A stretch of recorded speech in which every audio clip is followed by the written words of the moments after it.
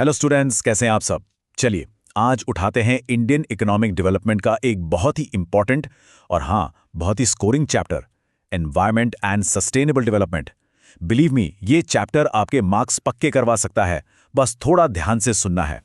आप अपने आसपास देखते होंगे, नए नए मॉल्स बन रहे हैं, फ्लाईओवर्स बन रहे हैं, फैक्ट्रीज खुल रही हैं। हम सब कहते हैं वाह, कितनी डेवलपमेंट हो रही है। लेकिन क्या आपने कभी सोचा है कि इस तरक्की की असली कीमत कौन चुका रहा है?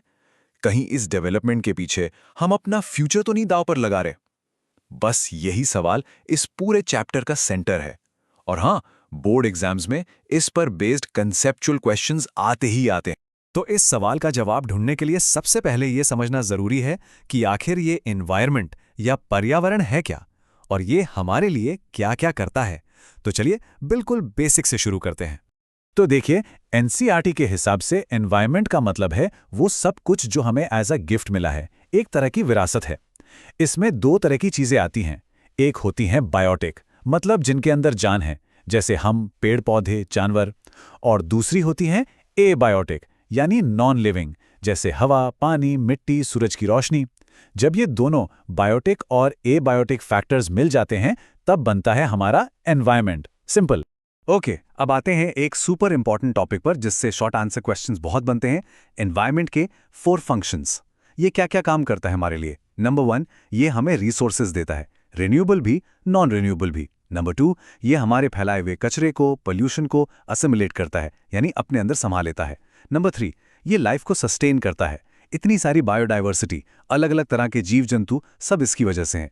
और नंबर 4, ये हमें एस्थेटिक सर्विसेज देता है, खूबसूरत पहाड़, नदियाँ, जिनको देखकर अच्छा लगता है। जब तक हम इन फंक्शंस पर जरूरत से ज्यादा लोड नहीं डालते, सब आराम से चलता रहता है। तो फिर प्रॉब्लम शुरू कहाँ से हुई? सब ठीक चल रहा था, तो गड़बड़ हुई कैसे? प्रॉब्लम तब शुरू हुई जब हमने इस सिस्टम पर, इस एनवायरनमेंट पर इसकी कैपेसिटी से ज्यादा बोझ डालना शुरू कर दिया। चलिए इसको थोड़ा डिटेल में देखते हैं। यहाँ एक बहुत इंपॉर्टेंट टर्म आता है, कैरिंग कैपेसिटी। हिंदी में कहते हैं वहन क्षमता। इसको समझने का बेस्ट एग्जाम्पल है एक बोट। सोचो, एक बोट है जिसकी लिमिट है 10 लोगों को ले जाने की। अगर आप उस पर 15 लोग बिठा दोगे तो क्या होगा? डूब जाएगी ना। बिल्कुल वैसे ही हमारी अर्थ की भी एक लिमिट है रिसोर्सेज को रीजेनरेट करने की, यानी दोबारा पैदा करने की। इसकी डेफिनेशन एग्जाम के लिए बहुत इंपॉर्टेंट है। Resource extraction should not be above the rate of regeneration. मतलब हम रिसोर्सेज को उस स्पीड से ज्यादा इस्तेमाल ना करें जिस स्पीड से वो वापस बन रहे हैं। और एनवायरमेंटल क्राइसिस की सबसे बड़ी असली जड़ यही है। पहले क्या होता था, डिमांड कम थी और सप्लाई यानी रिसोर्सेज बहुत ज्यादा थे। लेकिन फिर हुआ पॉपुलेशन एक्सप्लोजन, इंडस्ट्रियल रेवोल्यूशन और पूरी सिचुएशन पलट गई। आज क्या है, हमारी डिमांड बहुत ज्यादा है और सप्लाई उसके सामने बहुत कम। इसी को कहते हैं सप्लाई डिमांड रिवर्सल।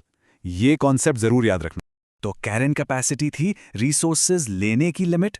अब आती है दूसरी लिमिट, कचरा डालने की। इसे कहते हैं अब्जॉर्प्टिव कैपेसिटी या अवशोषक क्षमता।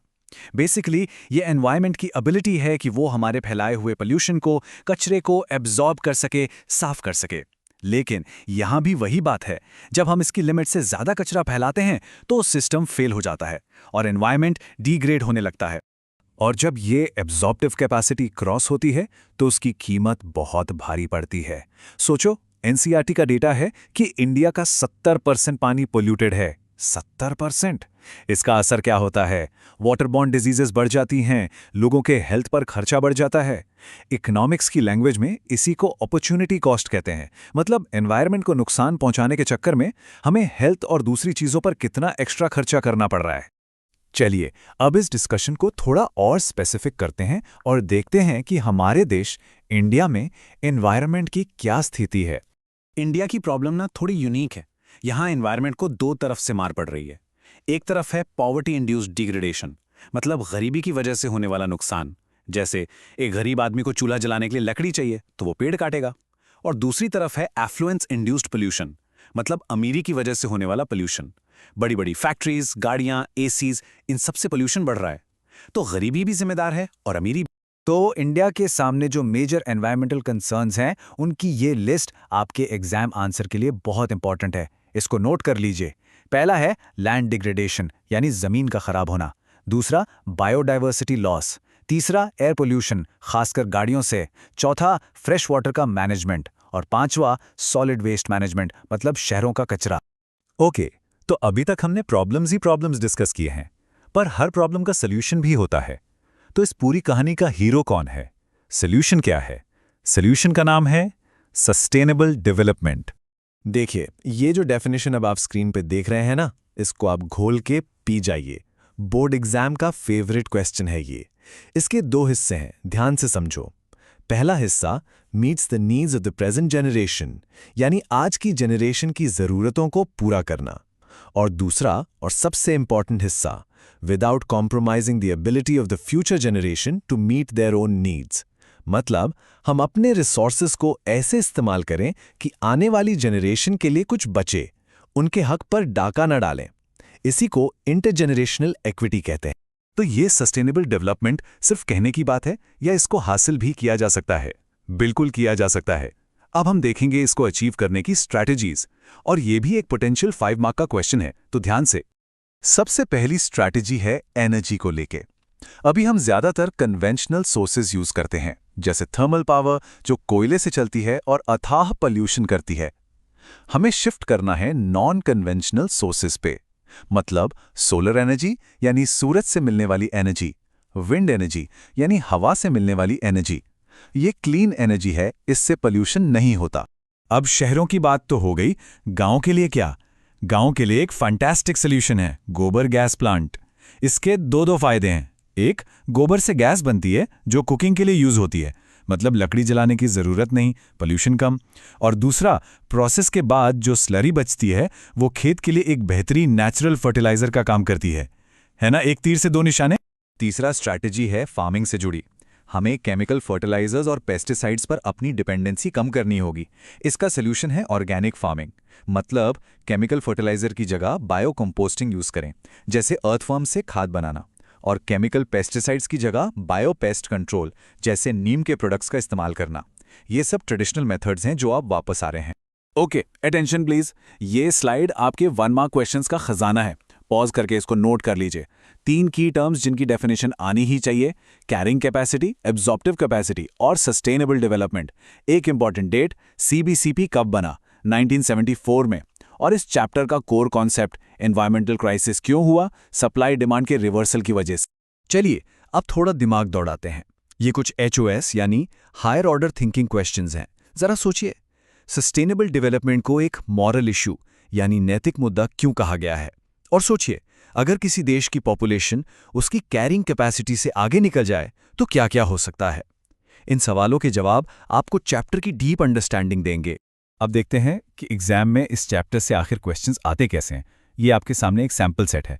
देखिए, 1 मार्क में सीधी सादी डेफिनेशन पूछ ली, 3 मार्क्स में आपसे कॉन्सेप्ट समझने को कहा, और 5 मार्क्स का सबसे common question, what is sustainable development, और उसको अचीव करने की स्ट्रैटेजीज बताओ।